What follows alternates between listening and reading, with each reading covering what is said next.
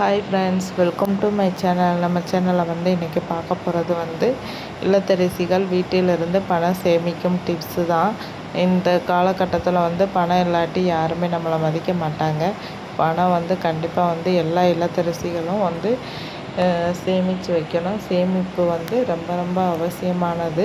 நம்ம சேமித்த பணத்திலிருந்து நம்ம குடும்பத்தில் ஏதோ ஒரு இக்கட்டான சூழ்நிலை, கஷ்டமான சூழ்நிலை வரும்போது நீங்கள் அந்த பணம் நம்மளுக்கு ரொம்ப ரொம்ப உதவியாக இருக்கும். அடுத்தவங்ககிட்ட போய் கை நீட்டி காசு வாங்கணும் அவசியம் கிடையாது ஃப்ரெண்ட்ஸ். நீங்கள் இந்த மாதிரி ஃபாலோ பண்ணி பாருங்கள். பணம் சேமிக்கிறது ரொம்ப ரொம்ப அவசியம் ஃப்ரெண்ட்ஸ். இப்போ இருக்குது காசுன்னு சொல்லிட்டு எல்லாத்தையுமே செலவு பண்ணாமல் நம்ம சிறு சேமிப்பு ஒரு 50 ரூபா இருந்து எடுத்து வச்சு செலவு பண்ணி பாருங்கள். அது நாளைக்கு பெரிய அமௌண்ட்டாக 50,000 கூட மாறுறதுக்கு சான்ஸ் இருக்குது. 50 ரூபா தானேன்னு சொல்லிட்டு நீங்கள் அசால்ட்டாக இருந்துடாதீங்க. சேமிப்பு ரொம்ப ரொம்ப அவசியம். வாங்க நம்ம இந்த வீடியோவில் என்ன எது மூலமாக சேமிக்கலாம்னு சொல்லிட்டு நான் சொல்லியிருக்கேன். ஃபஸ்ட்டு பாருங்கள், மாத பட்ஜெட் நீங்கள் கண்டிப்பாக போடுங்க. ஏதோ 15,000 10,000 நம்ம குடும்பத்துக்கு ஏற்ற மாதிரி நீங்கள் பட்ஜெட் போட்டு செலவு பண்ணுங்கள். அதில் எப்படினாலும் ஒரு 5,000 ஒதுக்கிடுங்க. ஒதுக்கி எடுத்து வச்சுட்டு செலவு பண்ணுங்கள். மளிகை லிஸ்ட்டு வச்சு பொருளை வாங்குங்க. இது கண்டிப்பாக இது யூஸ்ஃபுல்லாக இருக்கும். தேவையில்லாத மறுபடியும் இருக்கிற பொருளை வாங்குறதுக்கு நீங்கள் லிஸ்ட்டு கையோடு எடுத்துகிட்டு போயிருங்க. தினசரி சேமிப்பு. நீங்கள் இப்போ ஒரு பால் வாங்க போகிறீங்களோ, காய்கறி கடைக்கு போகிறீங்களோ, 20 ரூபாவோ சில்லறையோ 10 ரூபாவோ அதை நீங்கள் தனியாக ஒரு டப்பாவில் கிச்சனில் சேமித்து பாருங்கள்.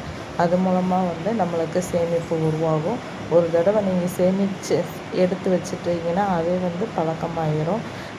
இந்த டிப்ஸை ஃபாலோ பண்ணி பாருங்கள். ஆஃபர் பார்த்து பொருளை வாங்குங்க.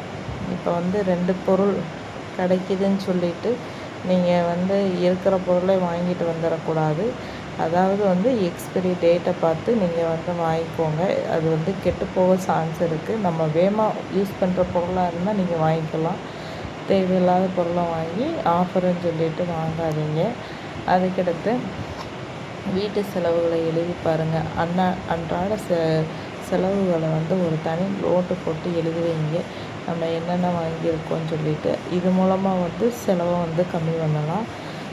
வீட்டில் உணவு செஞ்சு சாப்பிடுங்க. கடையில் போய் வாங்கி சாப்பிட்றதுக்கு நீங்கள் வீட்டில் செஞ்சு சாப்பிடும்போது ஒரு ஆள் அதை சாப்பிடும்போது ஒரு ஆள் தான் சாப்பிட முடியும். ஹோட்டலில் இப்போல்லாம் விலைவாசி ரொம்ப கூடிடுச்சு. அதுக்கு நீங்கள் அழகாக தோசையோ இட்லி வீட்டிலையே ரெடி பண்ணி நீங்கள் சாப்பிட்டுக்கலாம் ஃப்ரெண்ட்ஸ். இது மூலமாகவும் நம்ம காசை மிச்சப்படுத்தலாம். மின்சாரத்தை சேமிங்கள். மின்சாரம் இப்போல்லாம் ரொம்ப கரண்ட் பில்லு வருதுன்னு சொல்கிறாங்க. நீங்கள் மின்சாரத்தை எப்படி சேமிக்கிறதுன்னு பற்றி பார்த்திங்கன்னா பகல் நேரத்துலலாம் நல்லா ஜன்னலெல்லாம் திறந்து வைங்க. அது மூலமாக நம்மளுக்கு காற்று வரும். ஃபேனை ஒரு ரூம்லேருந்து அடுத்த ரூமுக்கு போகிறீங்கன்னா அந்த ஃபேனை சுவிட்செல்லாம் ஆஃப் பண்ணிவிட்டு போங்க. அதுக்கடுத்து வாரம் ஒரு முறை எந்த இதுவுமே செலவு பண்ணாதீங்க. வாரத்தில் ஒரு நாள் நீங்கள் செலவு பண்ணாமையே இருந்து பாருங்கள். அதுக்கு முன்னாடி நீங்கள் உங்கள் வீட்டுக்கு தேவையானதை வாங்கிக்கோங்க. ஒரு நாள் எந்த செலவுமே பண்ணாதீங்க. அப்படி இருந்து பாருங்கள். அது மூலமாகவும் அந்த ஒரு நாளைக்கு எடுத்து வச்ச காசை அப்படி உண்டியலில் எடுத்து போட்டுட்டால் அது மூலமாகவும் நம்மளுக்கு பணம் சேரும். அடுத்து அவசர தேவை.